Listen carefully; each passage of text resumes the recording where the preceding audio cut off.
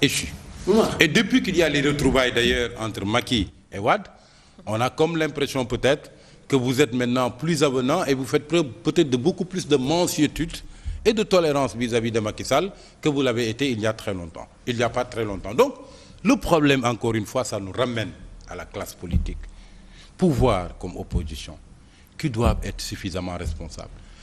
Moi, je fais partie de ceux qui avaient applaudi quand, au lendemain de sa victoire, qui avait été d'ailleurs contestée par l'opposition, tout en disant qu'il n'allait pas faire de recours, que le président Macky Sall ait eu le triomphe très modeste, qu'il ait renouvelé son appel à un dialogue et qu'il ait invité tous les Sénégalais, y compris ses adversaires malheureux, à se retrouver autour d'une table. Parce que l'avenir du Sénégal le valait. J'avais applaudi et j'étais pour le dialogue.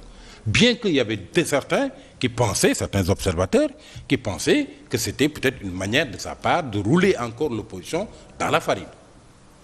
Mais je pense que le pays en avait absolument besoin, surtout dans la perspective de découverte ou d'exploitation du gaz et du pétrole, qui font que maintenant, désormais, notre pays doit être surveillé. Parce qu'il doit y avoir un consensus fort, sans quoi nous risquons d'avoir une malédiction du pétrole. Parce que même des compagnies pétrolières avec lesquelles on a signé des contrats peuvent être tentées de souffler sur les brèves après avoir suscité une situation de tension. Parce que tout simplement, ils veulent opérer dans des pays généralement où il y a une déliquescence de l'État, où ils peuvent, au nez et à la barbe des populations qui sont détentrices des biens, faire tout ce qu'ils veulent. Et c'est pour cette raison que je pense qu'il va falloir qu'on vide et qu'on règle définitivement ces questions liées au processus électoral. Pour que nous ayons sur ce plan-là une stabilité au plan politique. Mais que dans le même temps qu'on engage impérativement des discussions sur les autres volets. Quand on aura pacifié suffisamment le climat politique, ça nous permettra au moins de nous asseoir sur un socle de stabilité qui nous permettra, après des discussions approfondies et après que tous les Sénégalais aient eu à donner leurs idées dans le cadre des autres commissions du dialogue national, qu'on puisse dérouler dans le calme et dans la paix. Pourtant, il y a un volet pratiquement tous les présidents ont réfuté. Je veux parler de l'adoption du bulletin unique. Wade n'en voulait pas. Jusqu'au moment où nous parlons, Macky Sall n'en veut pas pour le moment. Alors, est-ce que vous ne pensez pas que le bulletin, son adoption, l'adoption du bulletin unique dans le cadre du dialogue peut être un bon début pour que l'on ait un système fiable, transparent et surtout démocratique? Mais un démocrate ne devrait être contre le bulletin unique. Et ce qui est regrettable chez la classe politique, encore une fois, on me dira qu'aujourd'hui je suis là pour faire le procès de la classe politique, mais avec quand même des arguments que personne ne veut réfuter. Ce qui est grave avec la classe politique que nous avons, c'est que quand on est dans l'opposition, on défend un certain nombre de principes qu'on juge absolument nécessaires pour la consolidation et l'approfondissement de la démocratie. Mais il suffit qu'on vienne au pouvoir pour les ranger tranquillement dans les tiroirs ou aux oubliettes et ne pas vouloir entendre en parler. C'est Paul Valéry qui dit que les hommes politiques, ils font des promesses pour avoir le pouvoir, lesquelles promesses ils oublient automatiquement pour se maintenir au pouvoir. Et c'est exactement la même chose avec la question du bulletin unique. Il n'y a pas très longtemps, la société civile a fait un travail remarquable sur la question en termes d'économie qu'on peut faire. Tout le monde a eu à stigmatiser le caractère très onéreux des élections. C'est des élections qui coûtent cher. Or, il aurait suffi tout simplement qu'on fasse recours au bulletin unique pour, sur une enveloppe de 5 milliards pour les élections législatives ou les élections locales, n'avoir à dépenser que 1 milliard. Vous voyez l'échelle d'économie qu'on peut faire? Et ensuite, il n'y a rien qui peut garantir autant que le bulletin unique des règles de transparence d'une élection. On a vu ici des élections où, en raison des bulletins multiples, il y a des zones où certains candidats ou certaines listes de candidats n'ont pas pu voir leur liste présente. Ça a posé des problèmes et ça a faussé les règles du jeu. On a vu également une pratique courante de tous les régimes qui se sont succédés, c'est-à-dire l'achat de conscience, qui consiste à dire à un électeur une fois rentré dans l'urne, de revenir avec tous les autres bulletins des opposants qu'il n'aura pas jetés dans l'urne, contre quoi il a peut-être un billet de 5 000 ou un billet de 10 000. Or, le bulletin unique quand même garantit le fait qu'il ne puisse plus y avoir d'achat de conscience. Donc, à partir de ce moment, quiconque vraiment est attaché à l'approfondissement de la démocratie dans ce pays doit être pour le bulletin unique, parce que, ça nous permet d'économiser énormément d'argent dans le financement des élections, mais deuxièmement aussi, ça nous garantit quand même des règles de transparence dans le scrutin qui sont en commune mesure avec ce qu'on a vu jusque-là. On change souvent de discours selon quel camp on se situe. Je suis d'accord avec vous sur les vertus du bulletin unique, mais je voudrais d'abord rétablir certaines choses. Nous, il n'y a pas de retrouvailles entre le PDS et Macky Sall, parce que vous dites retrouvailles là où, pour des gens qui étaient ensemble, on n'a jamais été ensemble. On n'a jamais été ensemble. On a perdu le pouvoir en 2012, on nous a traqués, on nous a harcelés, on s'est acharné contre nous, contre le parti, contre ses dignitaires. Je ne crois pas que depuis 1960 à nos jours, même au temps du Parti socialiste, qu'un parti légalement constitué ait subi autant de brimades, autant d'harcèlement, autant de répression de la part d'un pouvoir, pour vraiment dans un contexte pareil. Donc nous, on n'a jamais été dans des logiques de deal avec le pouvoir. Nous sommes sur des principes. Nous avons géré ces pays, on a dit qu'il y a un principe de reddition des comptes, nous sommes partants. Les gens n'ont pas privilégié le principe de reddition des comptes, ils ont préféré une justice aux ordres, ils ont préféré une créée. Donc tout ça, on a vu ce que ça a donné. On a vécu, donc le PDS est toujours resté sur sa logique. On s'est battu et je pense que les Sénégalais ont vu et compris ce que nous avons subi en tant que parti pendant ces 12 dernières années de Macky Sall. Aujourd'hui, qu'est-ce qui se passe ? Et je pense que ça, c'est salutaire.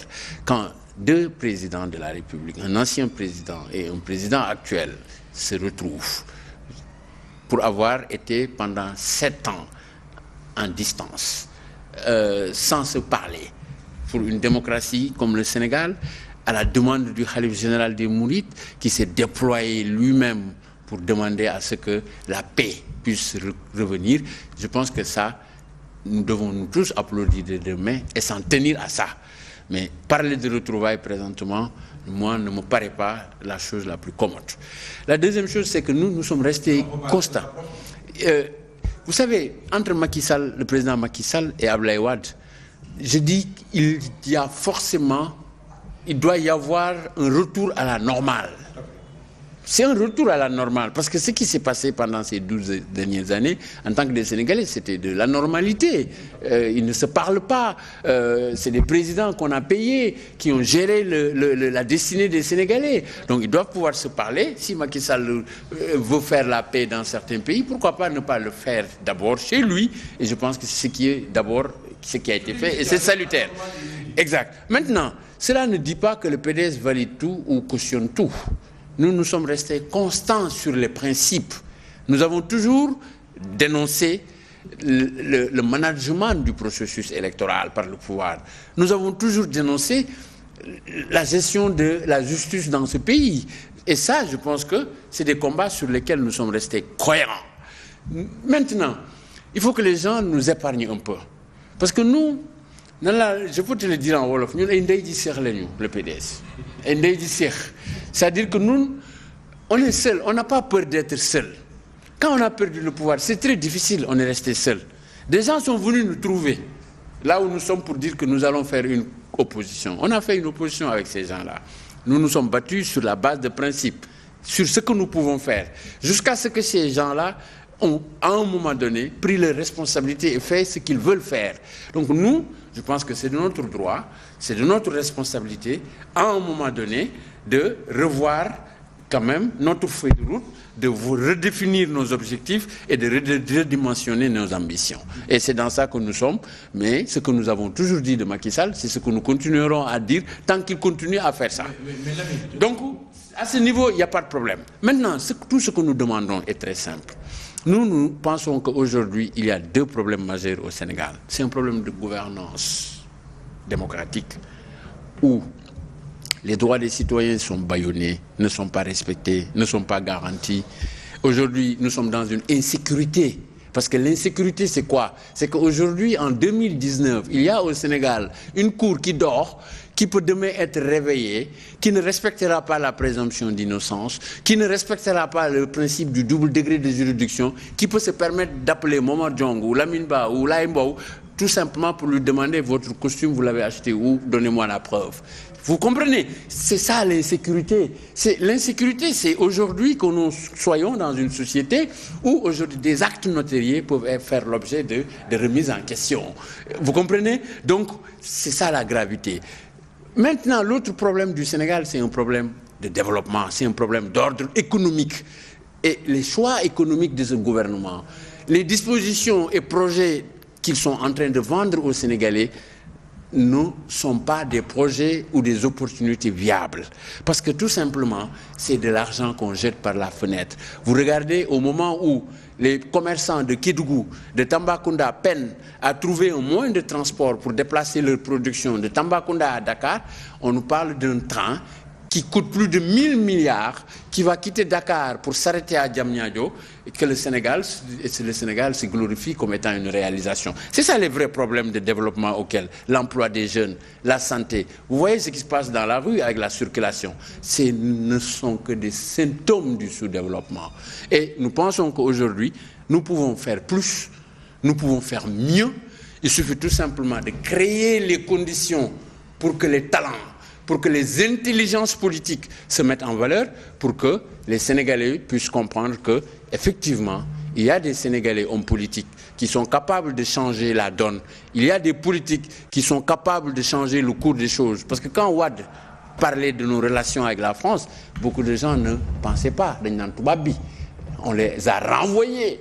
On a défendu nos intérêts sans pour autant altérer la quintessence des relations entre le Sénégal et la France. Donc moi je pense que c'est une question d'homme, c'est une question de posture politique, c'est une question de vision économique qui manque à ceux qui nous gouvernent. L'opposition, elle est l'opposition parce que ce n'est pas des rassemblements, mais c'est des principes, c'est des plateformes qui portent des principes, des valeurs et qui mènent des combats de causes qui sont d'utilité publique ou qui peuvent concerner l'avenir de ce pays. Oui, maman. Mais Lamine, je conviens avec toi que vraiment la situation qui prévalait dans les relations entre Macky Sall et Abdoulaye Wade était des relations anormales et inédites. Parce que pour la première fois, on s'est retrouvé dans un cas de figure où entre un président de la République et son prédécesseur, il y avait des relations qui étaient aussi distendues, ce qui était anormal. Donc c'est une très bonne chose que les retrouvailles se fassent. Mais il faut convenir également que depuis qu'il y a eu ces retrouvailles entre ces deux hommes, on connaît l'influence qu'ils ont quand même au niveau de leur parti, et ça s'est traduit bien évidemment par un rapprochement.